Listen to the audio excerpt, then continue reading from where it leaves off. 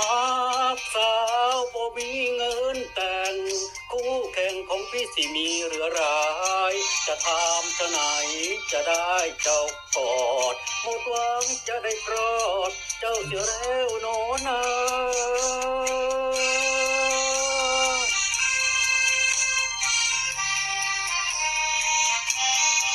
หากน้องแม่นปองเหมือนพายหากรายบ่ได้หนีจืดจางจะทำเท่าไหนจะได้แนบข้างคงหมดหนทางเพราะพี่บ่มีเงินเดือน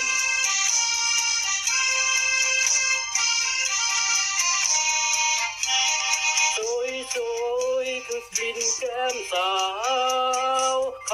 านั้นสิก็กินผิวนางใครมีเงินแสนก็ได้เป็นแฟนเคียงข้างแต่ว่าเรามันห่างไกลดังฟ้าแรดิน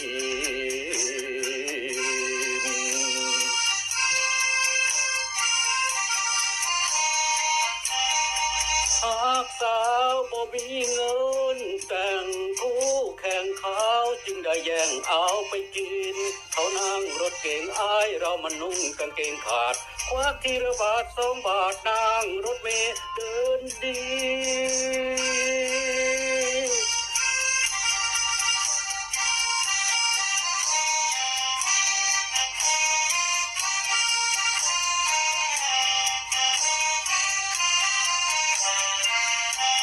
หากน้องแม่นปองเหมือนพา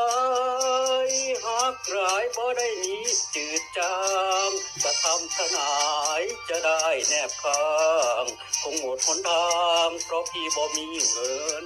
เดือน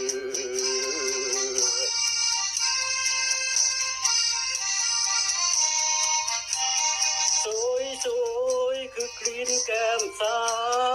วเขาสินั้นก็กลิ่นผิวนางใครมีเงินแสนก็ได้เป็นแฟนเคียงข้างแต่เรามันห่างไกลดังฟ้าแรดิน